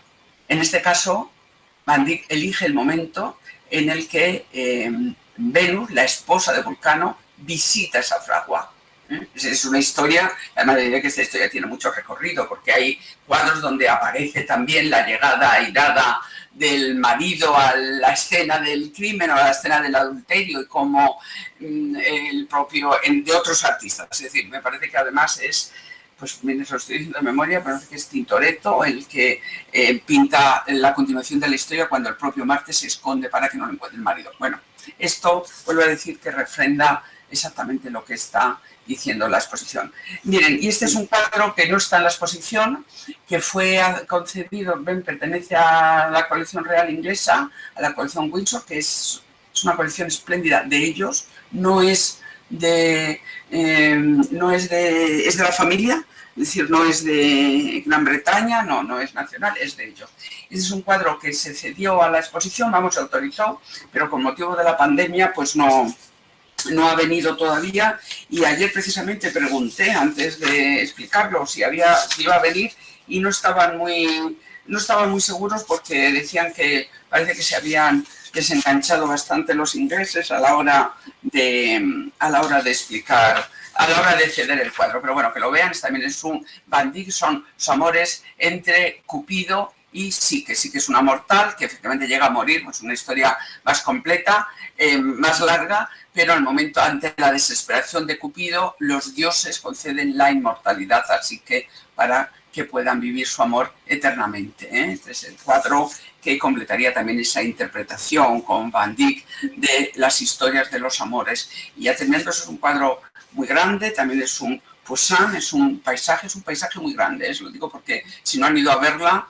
es un cuadro que yo no conocía, y pensé al ver las primeras reproducciones que era un paisaje de un tamaño normal. Es muy grande, está representando también una historia que lo cuenta Ovidio, dos príncipes, dos miembros de dos familias enemigas de Babilonia, una especie de Romeo y Julieta, que se enamoran y sus familias se oponen a ese amor. Tratan de huir y buscar un engaño, y para ese motivo Tisbe, mejor dicho, Píramo, sigue el rastro de sangriento de un león y se encuentra con unos vestidos de su amada ensangrentados, y pensando que ha muerto se quita la vida. Eso no era nada más que un engaño para conseguir huir, y cuando ella ve que ha muerto él, también se quita la vida. En fin, que es uno de esos amores desgraciados. Y antes he hablado de la importancia de los paisajes en la representación de estos temas, pues ven aquí que es absolutamente fundamental, pero explica también, y eso lo explica la exposición, cómo el paisaje puede ser o puede contribuir al marco expresivo de la obra. Esto es una tragedia, y ven ustedes cómo el viento agita la tormenta, agita los árboles, o ven ustedes los rayos, la convulsión de la naturaleza ante el dolor y la tragedia. Es decir, que el paisaje contribuye precisamente a enfatizar el tema. Y ya termino, exactamente al final de la exposición está esta escultura. Está en la exposición por lo que yo les he dicho al principio, porque es también, forma parte del fundamento de este tipo de temas. Es de donde se van a inspirar primero los artistas. Esta escultura, que es una obra de taller romano a partir de un original griego, es un eco de la Venus de Gnido de Praxiteles. Y está aquí en cierto modo, mediando en esa discusión, Miguel Ángel, Tiziano, sobre cuál es la mejor expresión del arte o de la realidad a partir del arte, si la escultura, que se puede ver desde todos los puntos de vista, o la pintura, que puede producir esos sentimientos. En cierto modo, esta escultura va a favor de Miguel Ángel. Plinio el Viejo cuenta en su texto del siglo I que ante la contemplación de la Venus de Gnido de Praxiteles, que es el origen de este modelo, no es esta escultura exactamente, se abrazó a ella con tanta fruición, con tanto deseo, que llegó a mancharla.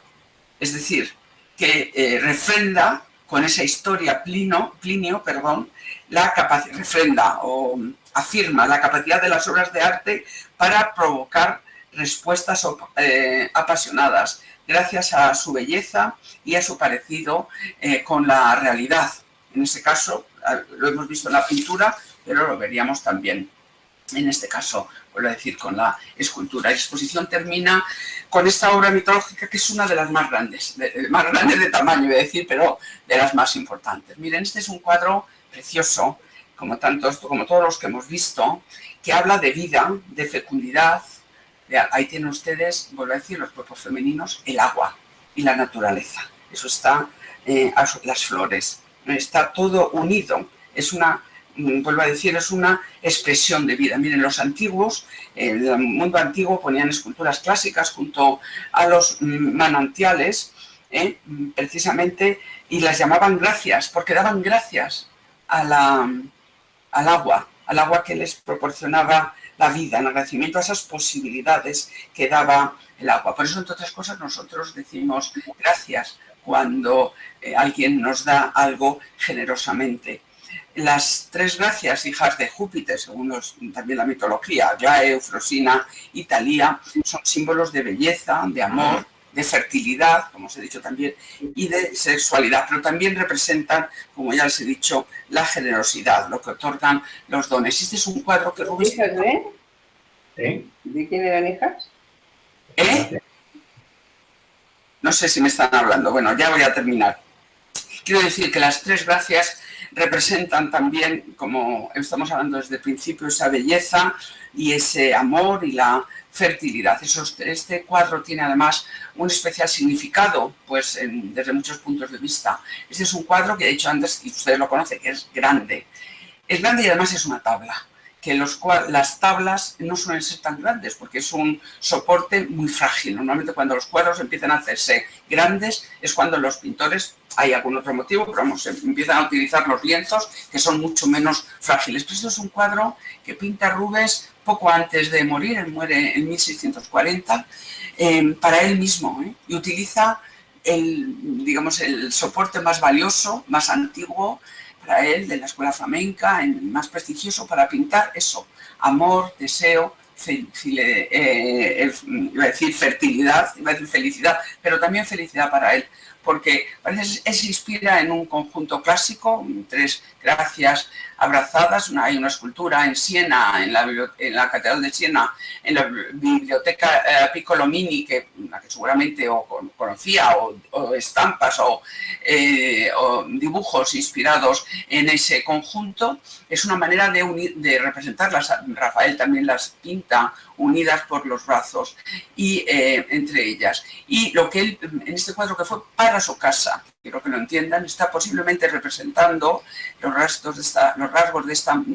rasgos, aunque él entiende hay una cierta idealización arquetípica, como lo he dicho antes, en lo que es la belleza femenina, muy a la flamenca. Estas formas plenas, tan redondeadas, forman parte del concepto de belleza de la época.